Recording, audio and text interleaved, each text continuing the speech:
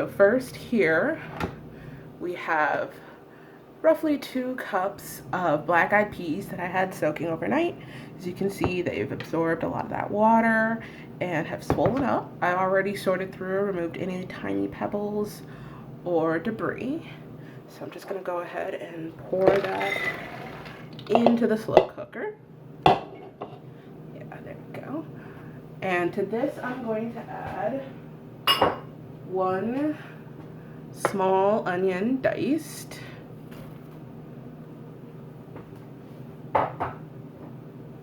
and 1 small diced red pepper. Normally I use green, but you know, with everything going on, you just get what you can at the store. Okay. And here is my seasoning mix. This is about a tablespoon of kosher salt, half tablespoon of cumin, and 2 teaspoons of smoked paprika. I'm gonna go ahead and add that in. I find that the slow cooker has a tendency to kind of mute certain flavors, so I will taste this and season it again once it's done cooking. But for now, that's good seasoning to start with. And I'm gonna add here my vegetable broth. I'm going to end up adding 6 cups total. I'm just going to show you the first 2 cups here. You can use water for this if you want to, but if you can add flavor at any step, I say do it. I'm also going to add here my little secret ingredient, which is liquid smoke. So this will replace some of that smoky flavor we would have gotten by using smoked meat. It's very strong, so I highly recommend just a little dash. Again, you can always add, you can't always take out. So after you add all of the broth or water, you're gonna set it to low for 6 to 8 hours, or high for 4 hours. So this is what it looks like just as I'm about to put it on. I'm gonna do the low, let it simmer all day and make the house smell nice and tasty. So here we are, roughly 8-ish hours later. See, the water has kind of been absorbed even more by the beans. The onions have cooked down, and the remaining water has thickened from the starch coming off the beans. At this point, give it a little stir, taste test it, and make sure it's to your likings. Like I said before, you can always add seasonings, you can't take it out. I usually find it needs a little bit of salt afterwards. If you think it needs some salt, go ahead and add it now. This batch came out pretty good. So I'm gonna leave it as is. So there we go. That's the first course of our Juneteenth meal. It's time to make the cornbread. Yeah, we could use Jiffy mix. Don't get me wrong, I grew up on Jiffy and I like it. And I like to use Jiffy for cornbread if I'm going to use the cornbread for something else, like dressing. But I really want the cornbread to stand out here, so we're going to make it from scratch. When making cornbread, you start by mixing together your dry ingredients, and then separately mixing together your wet ingredients, and then mixing them all together. So we're going to start with a flour.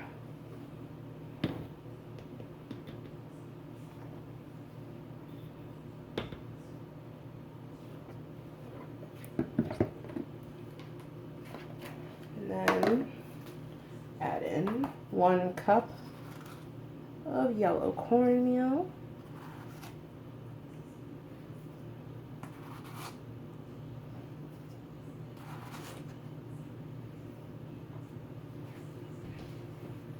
1½ teaspoons of baking soda,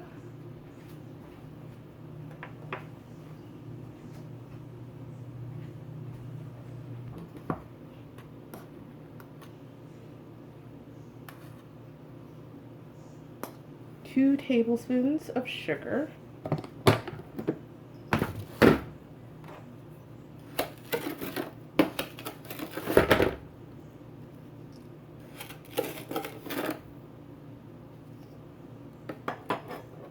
some people like to add more, but I've never really been a fan of sweet cornbread. just gonna give this a little whisk. Just gonna give this a little whisk. Make sure everything's nicely incorporated there. So here's our dry ingredients together, and you want to make sure you do your dry ingredients in your bigger bowl. And 1.5 cups of buttermilk.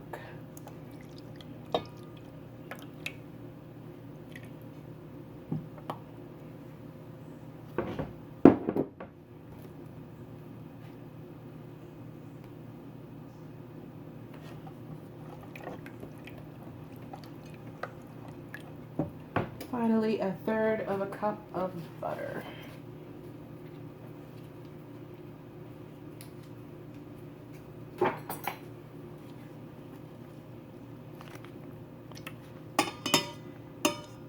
It's easier to work with softened butter, just as long as it's not entirely melted.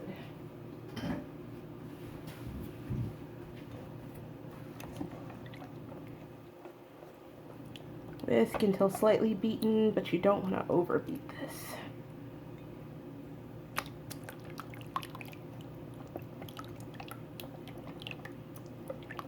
I want to break up some of the butter chunks here. Okay.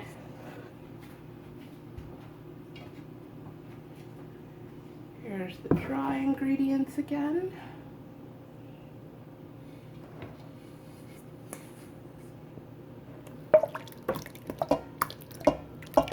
Mixing in the wet. I'm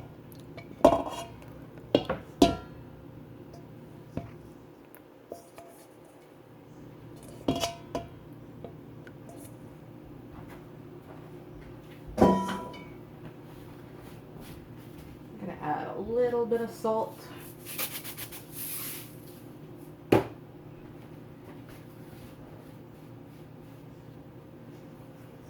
And then we're going to just mix the two together gently. The batter should look lumpy.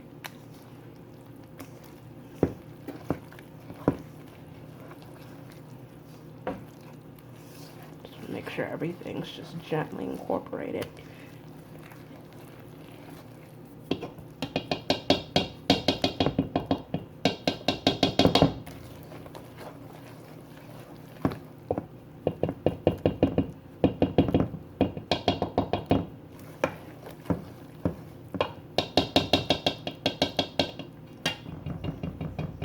Here's our cornbread batter.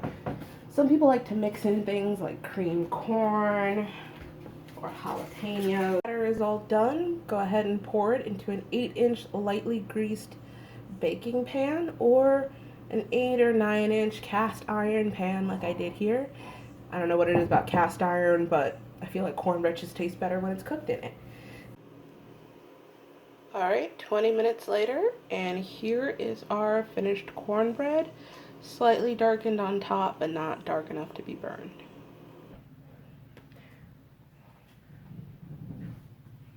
Okay, so the next dish we're preparing is collard greens.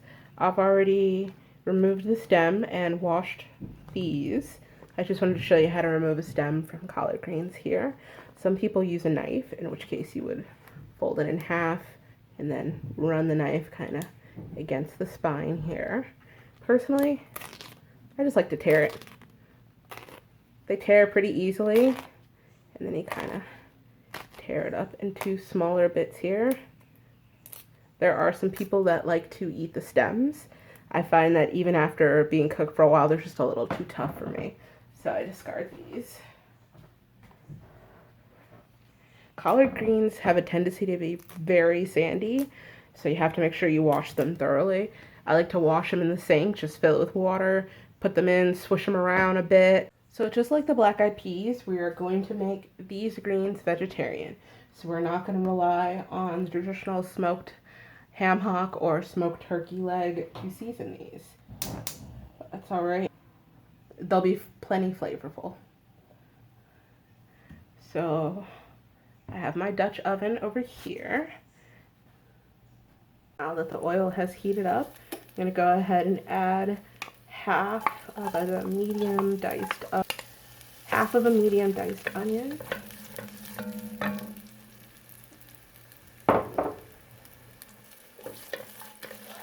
a bit.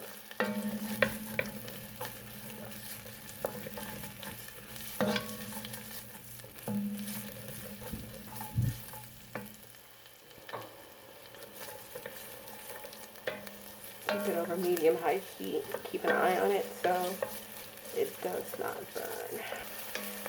As the onions saute, start to smell them. You can go ahead and add your seasoning mix. Here I have a mixture of table salt, smoked paprika, and crushed red peppers. Saute that a little bit. Kind of bloom the seasonings and wake them up.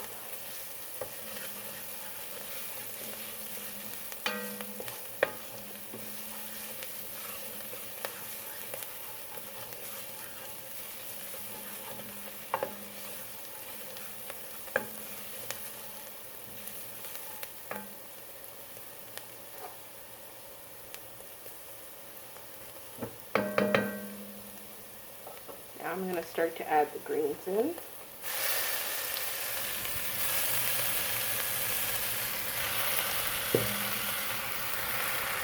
See why we needed such a big pot?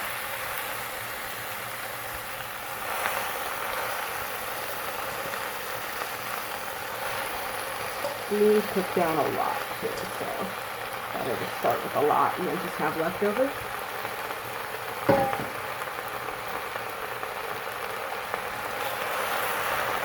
A little bit.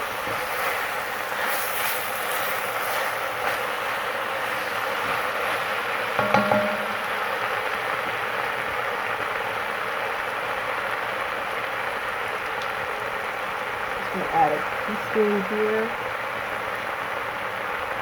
of apple cider vinegar.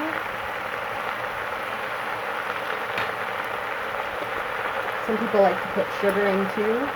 I don't mind the slight bitterness of collard greens. I usually don't, but if you like it a little on the sweeter side, add in a tablespoon sugar.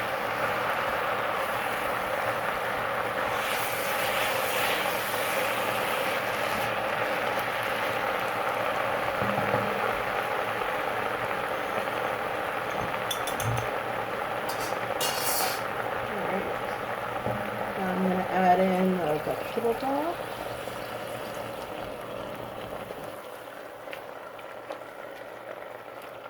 I'm going to add in 4 cups total.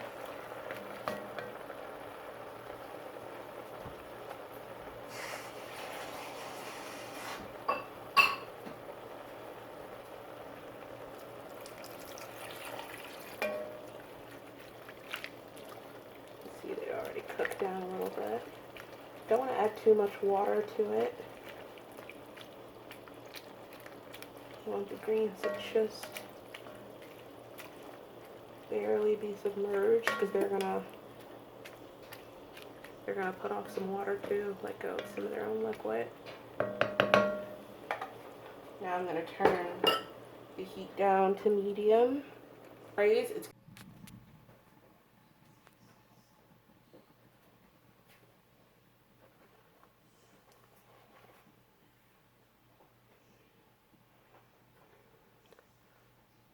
Alright, so it's been about an hour. Oh, that looks good. You see, they've cooked down a lot.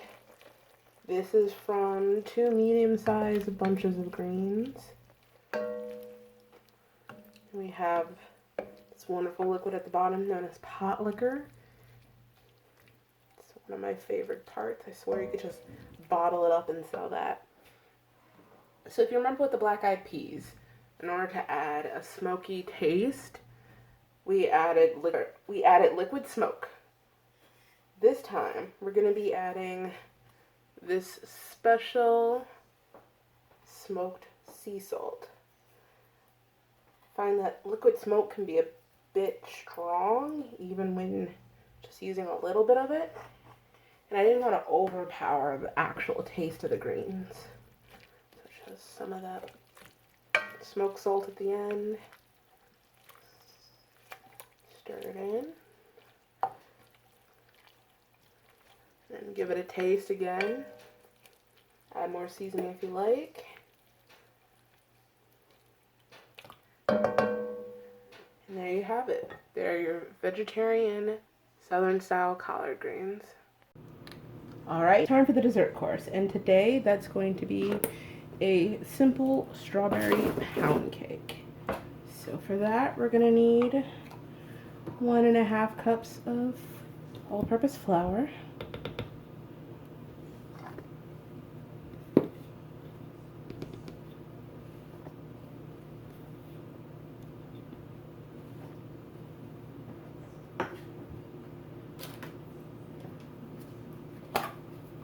2 teaspoons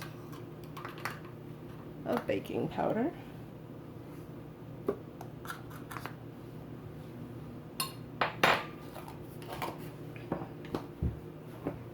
little bit of salt.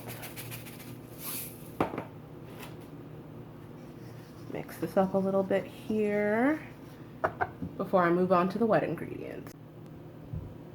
Alright, it's time for the wet ingredients. We are going to start with a cup of plain, unsweetened, and unflavored Greek yogurt. This will help keep our cake nice and moist. And next we have a cup of sugar. Yes, I know sugar is not a wet ingredient. Typically you add it to the wet ingredients just to mix a little easier.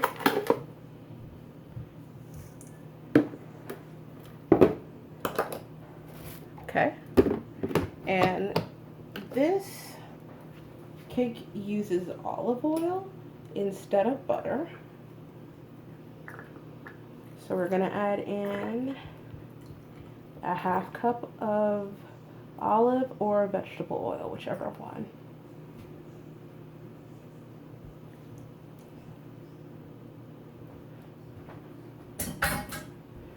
Alright, and then finally we're going to put in 3 eggs.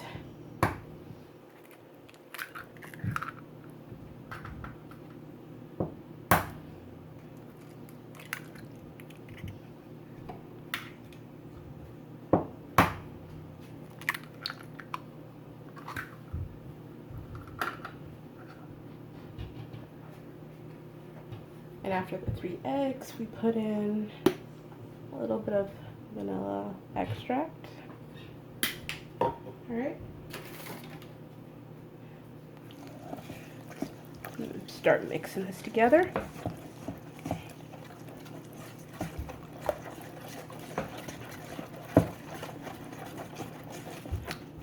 You want to stir until everything starts to combine.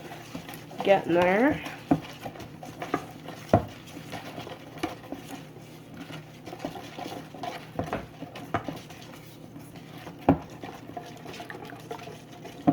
Alright, that's pretty good.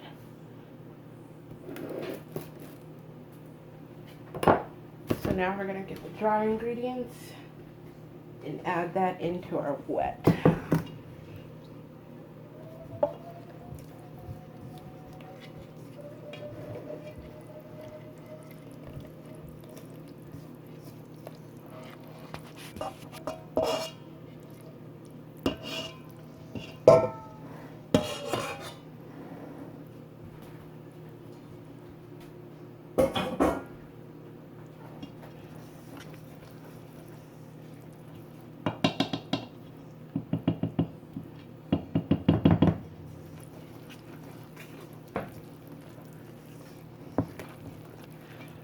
Want to be careful not to over mix this. You just want to make sure all the ingredients are combined.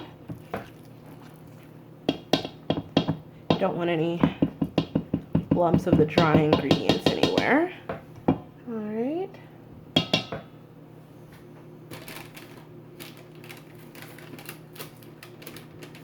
Now the last thing is the strawberries.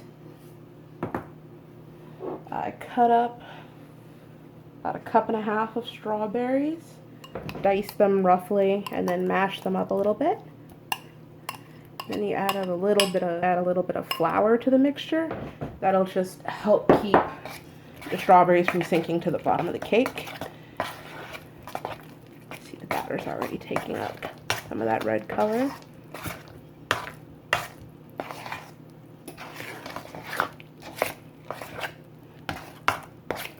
Okay, pretty good. Here's my loaf pan that I've already oiled up, and then I added the parchment paper. This just makes it a little easier to take it out and put it on the cooling rack. So now, let's add in the batter.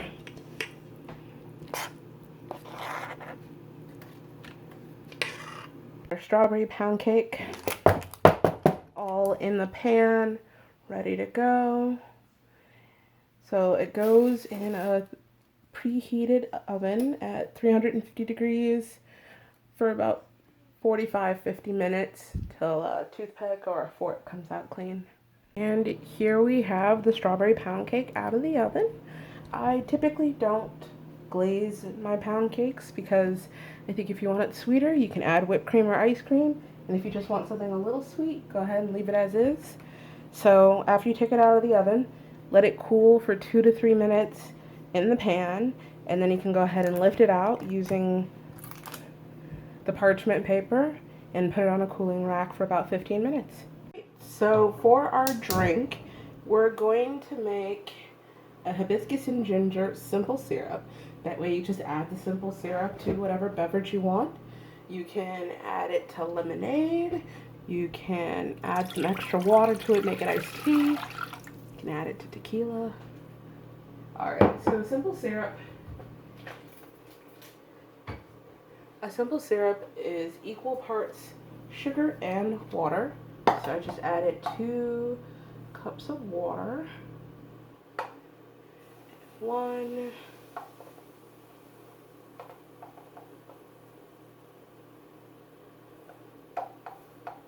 And 2 cups of sugar. And I'm going to give it a slight stir and let it come to us. And then I'm going to give it a slight stir.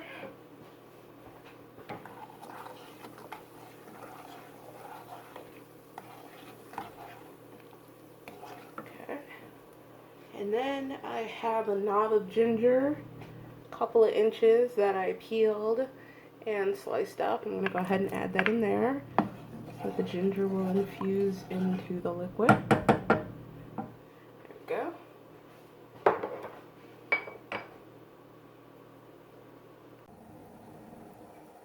So the simple syrup has been simmering for a few minutes now to get the ginger in there. Now I'm going to turn off the heat. And here I have about a cup of dried hibiscus flowers. Sounds like a lot, but remember, simple syrup is supposed to be super concentrated. Alright. I'm going to stir this in, and then I'll just let this sit and infuse for a couple of minutes. Red drinks are a big staple of Juneteenth celebrations. When I was growing up, the red drink of choice was usually strawberry pop, like a knee-high, or strawberry Kool-Aid, although it's just red Kool-Aid. Alright.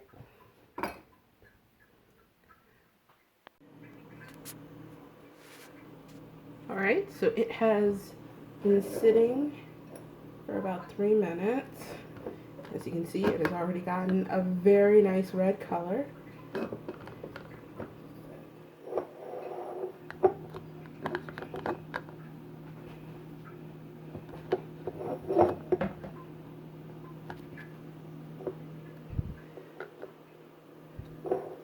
Over here, I have a glass jar. I have a glass jar, funnel, strainer. Alright, let's go.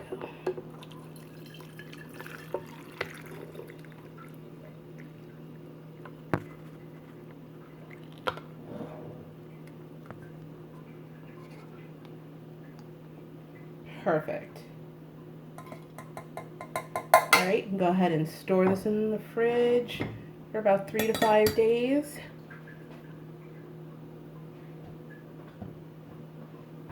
And you're all set.